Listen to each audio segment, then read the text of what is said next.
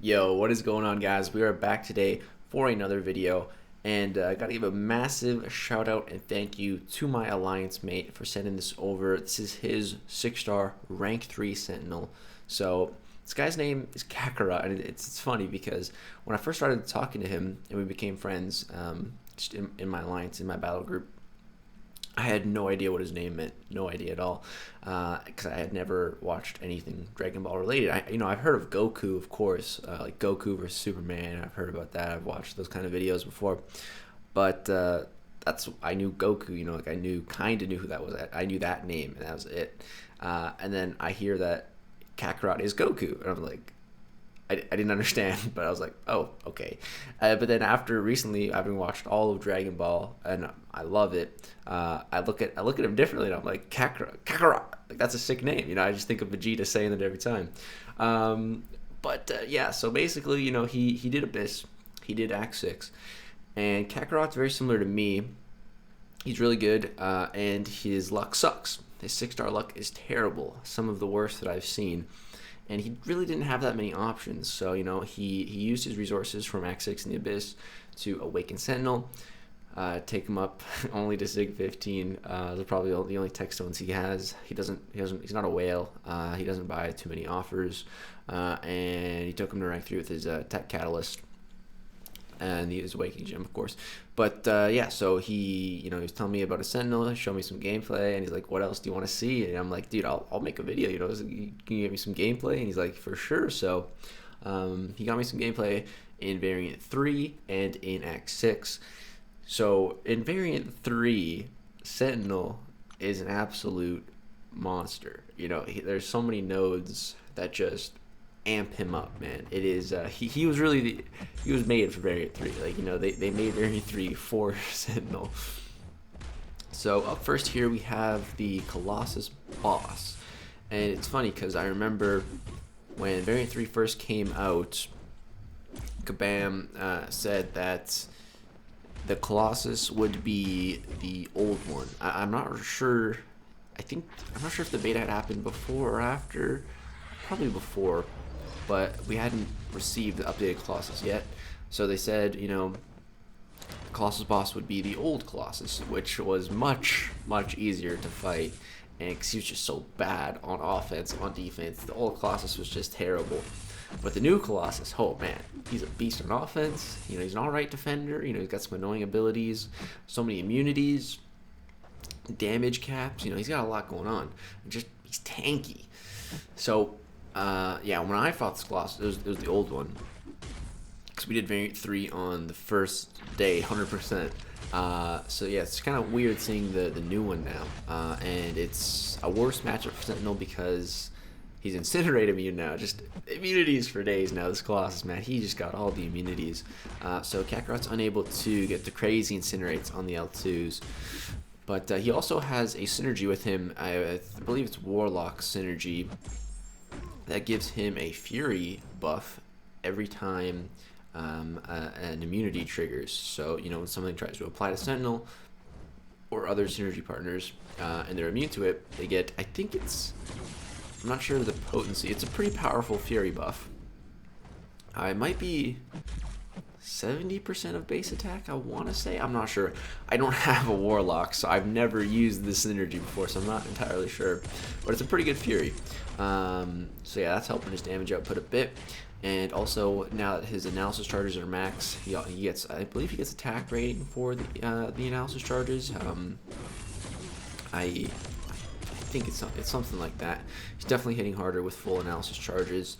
And in Variant 3, there's an ability that Sentinel gets, pretty much just doubling his damage output. So you'll see every hit that he does.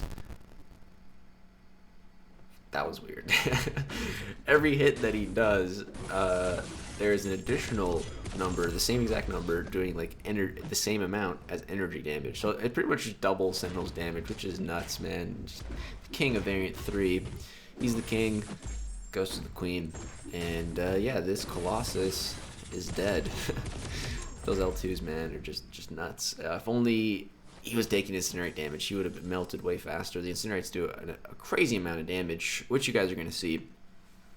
In the next fight here, I asked him to go ahead and fight the Crossbones in Act 6, Chapter 1. This is a guy who can be a big hurdle to become Cavalier, and Sentinel can definitely do this fight. So basically how this fight works is Crossbones gets some crazy regen, so you have to out damage the regen, but there's also biohazard, which is super annoying, but Sentinel, he's immune, and again he's got that synergy with Warlock, granting the Fury buff whenever an immunity triggers, so he's able to keep that Fury up for like 80% of the fight while he's attacking, pretty much, because biohazard triggers fairly often.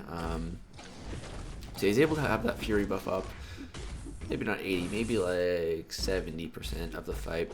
And you see he's also hitting into Crossbones' block. He does that to gain more analysis charges. He's trying to get to 100 as fast as possible. Boom, there we go. The fastest way to get your analysis charges up with Sentinel is to just bait special ones. You get a ton from doing that, but your Sentinel has to be awakened, which my 6-star is not, which is kind of holding me back on ranking mine up. But yeah, it's hitting the blocks the second most effective way to gain that analysis quickly, and it's doubled versus mutant champions, which is really nice. We see right there he applies the L2, and those incinerates are taken for 975 each, and I think Crossbones shrugged one of the debuffs off. Some pretty nice damage. But the problem here with this fight is there is a power struggle node, which basically means that the only way for Kakarot's Sentinel here to gain power is by giving Crossbones power. So whenever Crossbones gets a bar, he gets a bar. Whenever Crossbones gets 2 bars, he gets 2 bars. But if Crossbones uses a special, he loses his power. So it's really annoying. It's a power struggle, literally the name of the node. But yeah, he's doing a good job. The great thing about Sentinel already is just he's a pretty tanky champion. He's got a big health pool. If you hit him, with max analysis charges, unless you're like Corvus, you're not gonna crit. So he's just very tanky in that aspect. But just being a 6-star rank 3 on top of that, the health pool is massive. So he's able to just take these chunky blocked hits. And the other phenomenal thing about being a 6-star is the adrenaline. So as you can see, he just healed back, some of the block damage that he took. And due to adrenaline, one of the most underrated abilities in this game. I'm not sure if it's just underrated or if it's just more so underused, because you need a 6-star to use it, and not everyone has good 6-stars. I only started recently using 6-stars, like in the last month. I really started to use 6-stars, and really, maybe like last 2 months, pretty much since I took my Cat Marvel up. I've really gotten a feel for the adrenaline. Like, wow, that is so useful. It's such a good ability, man. I love the adrenaline. So yeah. But again, getting these really good 6-stars is no easy feat. It's just luck. And like I said, Kakarot here, he doesn't have the luck. His the other champion he was thinking about ranking up was 6-star Doc Ock for the tech class. But next fight here, we have the 1% regen Rogue with Mighty Charge in Variant 3. So this was one of the most difficult fights in Variant 3. It's just crazy regen, and you can't get around it with any kind of a debuff champion. You have to get creative and get around it another way, or you just outdamage it. So that's what Kakarot's going to be doing here. He's just going to be outdamaging that. And because Rogue here is a mutant, he's going to gain those analysis charges twice as fast. And I think there's also an increase to gaining analysis in Variant 3, because he just went from 32 to 100. Just like that, so that's great. So now his analysis is at 100, so he's going to be doing some great damage. He doesn't get to take advantage of the Fury buff synergy in this fight, but he doesn't need it. He doesn't need it. So you're going to see these L2s, and one of Sentinel's coolest abilities, he kind of has like a built-in power reserve. Now you couldn't really see this fight on the Crossbones fight because of that power struggle node, but you'll see after he used that special 2, he has like almost another bar of power just after dropping 2 bars. So he retains a lot of that power, so it just allows him to get off more special 2s faster. And those L2s are looking thick. So let's watch this L2 here. And again, he's doing double damage because of that Variant 3 node. So he gets no crits on the L2, but just look at those incinerates, man. Each one of them ticking for 800. There's 5 of them. And Rogue is shrugging them off way faster than a normal champion would, but still doing great damage. And he is out damaging this Rogue, no problem. He's getting to those L2s super quick. And this one crits, it's doing 8,000, and then 8,000 in red, then 8,000, and then the incinerates. And oh my god, he incinerated that Rogue. 85 hits. That was a clean fight. That was a really clean fight. Really good. And Sentinel, he's so good against mutants because he gains that analysis that much quicker. And now for the final fight here, we have the big bad boss of Variant 3, the Kang. Now, this fight introduced us to the selective time stream node. So this node, man, it was a pain in 6.4. The domino on the end of that path was just, she was, not a word I want to say in this video. She was a bad time. She was a bad time. Because with this node, basically how it works is when that little timer up below Kang's health bar counts down, he's going to heal to full. And you can't negate this healing through normal means as debuffs, like, heal block debuffs won't work, just an abundance of debuffs won't work with despair, because he's going to shrug off all the debuffs, except for 2. Incinerates and shock debuffs will turn off this healing. There's also a couple other ways to get around it, if you want to get creative, like Warlock can do it with his special heal block thing.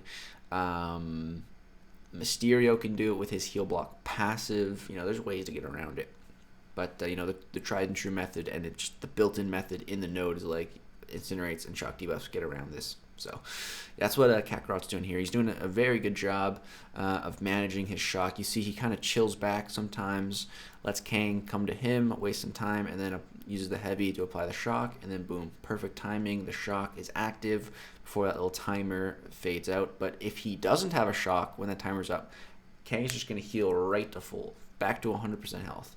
And that's happened to me. It's so annoying. You can just miss time it by like a second. It's very easy to miss time, and it's super annoying. So yeah, Kakarot's doing a phenomenal job of keeping that up. And that shock itself is doing some great damage. Sentinel's shock is great, man. It's great. I think his shock was ticking for 1,400 here. 1,400. So that's 2,816 damage per second. And you can just keep reapplying that shock through the heavy attack. It's great. And yeah, one L1 to finish that Kang off, and he is dead. The L3 also gave Kakarot here a armor passive, and then if you used another L3, he would actually consume the armor passive and get a burst of regen, which is pretty nice for some certain fights, some certain matchups. The only problem I have with that is I wish the armor was a buff instead of a passive ability, so he could counter like Havoc, because like that's the one mutant fight I would really want to use Sentinel for, but can't. He's just not a good option for Havoc. I hate that. That's like the one thing that really pulls me back from really loving Sentinel Wars. Guillotine and Warlock, they both shred the Havoc matchup. But that's all the gameplay I have for you guys today. Again, massive thank you to Kakarot. Really appreciate the gameplay, buddy. And glad you finally got a rank 3 6-star. Hopefully you can continue to get that prestige up a little bit. I still got to get mine up, man. There's someone in my alliance now, Cyber Synapse, at 12,500 prestige. And I'm at 11,000. So me and Kakarot both got a long way to go. But yeah, that's gonna do it for this video. If you guys did enjoy the 6-star rank 3 Sentinel gameplay, drop a like. Let me know if you guys want to see me rank up my Sentinel. Watching this gameplay makes me want to take him to rank 2. If he was awakened, I'd do it right away. But unduped, I think he could still be worth rank 2. But that's gonna do it. Thank you so much for watching. Subscribe if you'd like to see more content. Peace out.